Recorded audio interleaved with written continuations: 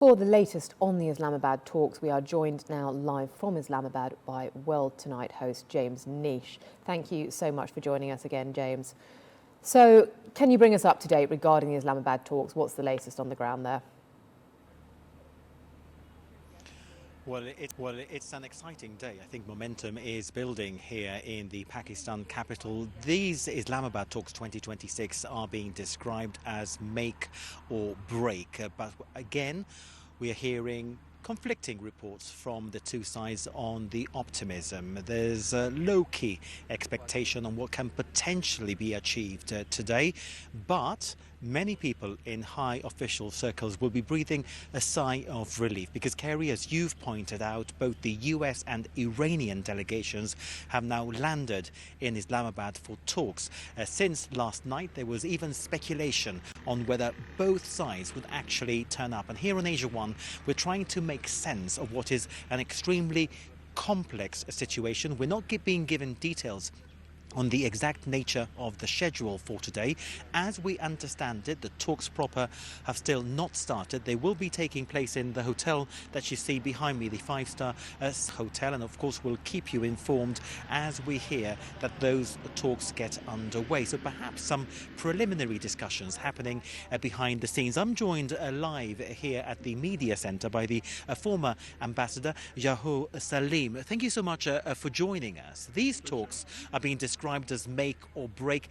Is that a little bit optimistic? Could we perhaps see some middle ground here today? Well, I would say cautiously optimistic should be the expression, perhaps. But this is a momentous occasion.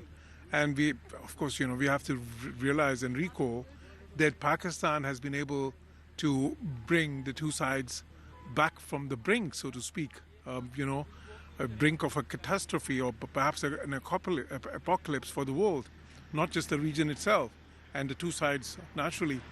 Now, from an uncontrolled escalation, we've brought the situation to a controlled de-escalation phase, and that is very important. A roadmap is there, a working paper or a framework as it's being called.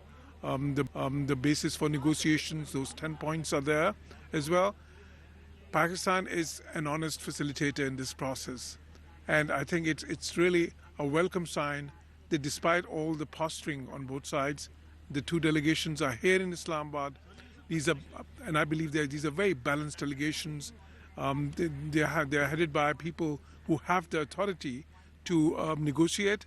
On the Iranian side, the Speaker, Kalibaf, we know that he's not just a speaker. He enjoys the trust of the Iranian establishment, the IRGC and the supreme leader.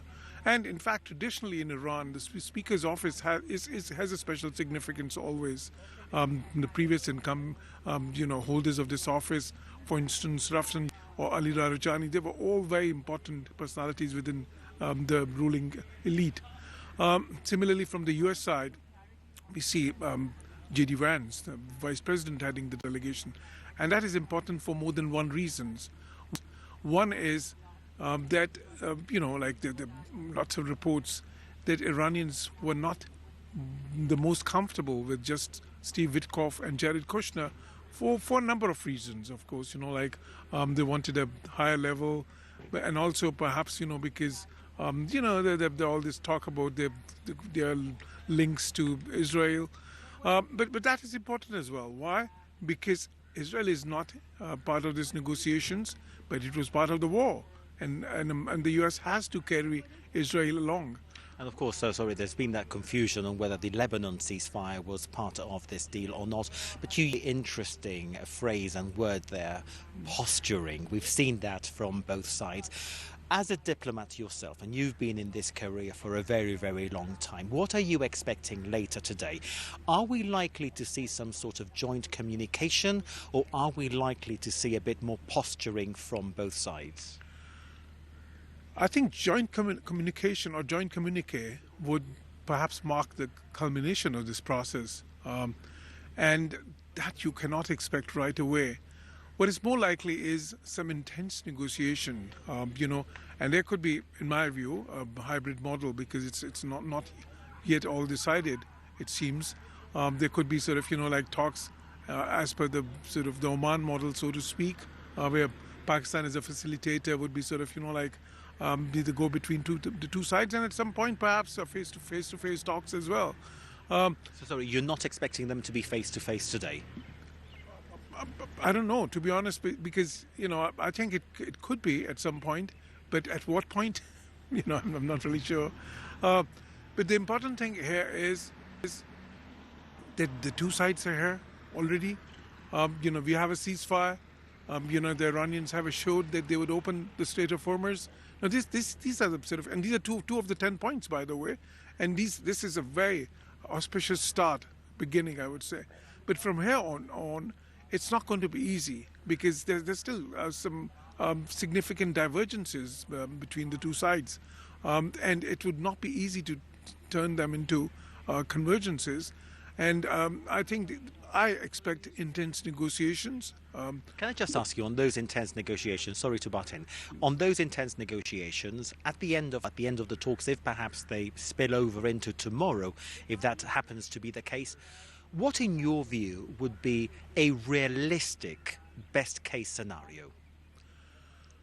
I would say, realistically speaking, if they have some sort of MOU, of course, people are expecting that, some historic accord would be signed and sort of right away. That could be okay, a dream scenario. But a more realistic scenario could be that there's an MOU, which covers, certain segments in terms of what they're negotiating. And then they agree to carry forward this dialogue. The ceasefire becomes permanent, and they institute a structured dialogue. I think that could be a realistic expectation. Anything beyond that, or anything over and above that, that would be a bonus. Of course. Just very, very, very briefly, I've been speaking to a lot of people here in Pakistan, extremely proud that these talks are taking place in Islamabad. I suppose you are equally proud. Oh, definitely. I think, this is the first time that what I saw, not just the statements that you've been hearing from all over the world, the world leaders, I saw on social media so many people everywhere in Europe, in the US, on their social media accounts, they had put expressions like "Thank you, Pakistan," and "What a great job, Pakistan," or "Bravo, Pakistan." Now, this is amazing, I see this as a window of opportunity for Pakistan to rebrand itself in terms of what it actually is, because I believe the world doesn't really know about the real Pakistan. And I've been ambassador to some European countries. I tell you, for instance, Germany and Italy, when I was there, whenever we would send a delegation to Pakistan from there, when they would return, they would be surprised. They would say, this is not what we thought Pakistan was. Pakistan is much more beautiful. The life is very normal there. People are involved in their business, and you see women and men working, in the offices and everywhere, on the streets. It was a totally different impression after they had been to Pakistan. And I think this is an opportunity for Pakistan to show its face to the world, the real Pakistan, rather than the Pakistan's image which has been crafted by some malicious propaganda by other countries, or has been biased because of the plague of terrorism that we have been facing. So I think that this is a great opportunity, not just to rebrand Pakistan, but also in terms of translating all these this diplomatic prominence and this strategic prominence into some economic dividends for the country as well, in terms of more trade, more investment, more tourism. Thank you so much, and it's always a pleasure to talk to you, and you're always so kind with your time in speaking to Asia One. Thank you so much. Former Ambassador Yahoo Salim speaking to us here live at the Media Centre. Extremely interesting what he's saying there on the different potential outcomes today. A dream scenario that peace accord is potentially signed. That's perhaps overly optimistic. Quite interesting to hear the former ambassador say that a best case realistic scenario would be that the parties walk away from here with some sort of memorandum of understanding, and for that fragile ceasefire to perhaps continue in place beyond the 2 weeks. But as we say, the talks proper are yet to get underway. We'll keep you updated as they happen. James, can I ask you, we know now who will be representing both countries, but do we know whether the talks will be direct or indirect as they have been in previous rounds? That's a question that still hangs in the air, because we could either see that happen, like both scenarios happen, or not. There are two potential scenarios being mooted at the moment. One is the question of indirect talks. I've been referring to the concept of shuttle diplomacy, where, for example, the Iranian delegation goes into one room and the US delegation goes into another, which, by the way, is quite interesting. The fact that they've chosen a local hotel, which is neutral ground. These talks are not happening in an official government building in Pakistan. So the fact that the Serena Hotel, we understand, has made available a number of rooms is that they are preparing for the different scenarios. It could be that the working parties have some preliminaries and then the US and Iran meet face to face. We were hearing from the ambassador that's likely to come at a later stage if we have a good day of talks today. But in talks like this, Kerry, we've been analysing this in detail since yesterday. Things escalate and de-escalate very quickly. They change in a matter of minutes. The simple answer to your question is we don't know. But the fact that both delegations have arrived here in Pakistan for talks is an optimistic sign. So talk to me, James, about preconditions. We know that the US is demanding the Strait of Hormuz being reopened. What preconditions have Iran put ahead of these talks?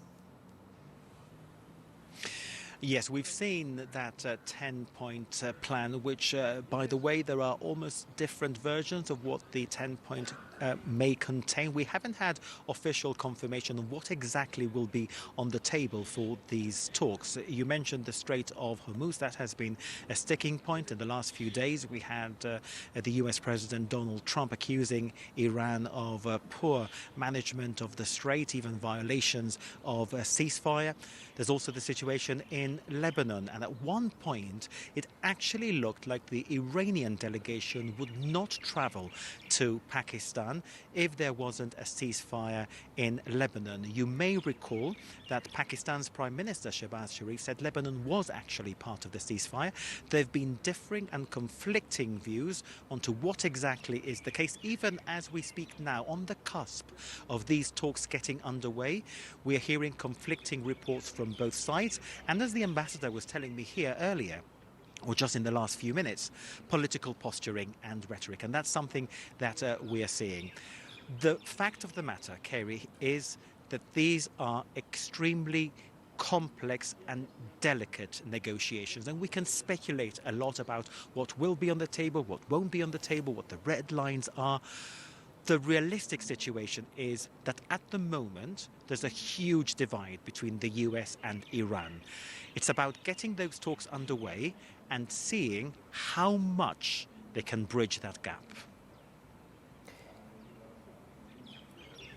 James, we see that the central governor of the Bank of Iran is part of the delegation. Do you think that means that lifting of sanctions is one of their key priorities here today?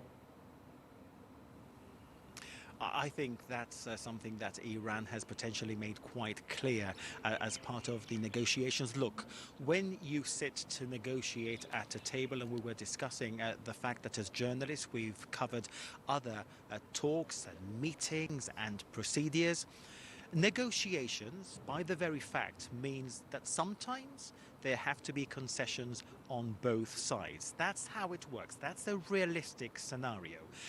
Now, what would the concessions acceptable for both sides look like without them crossing their red lines? You're right to point out that the 14 people delegation Iran has deployed here to Islamabad is extremely high profile. And apart from that, it also signals, I think, the seriousness with which they want the world to see the fact that these talks are happening.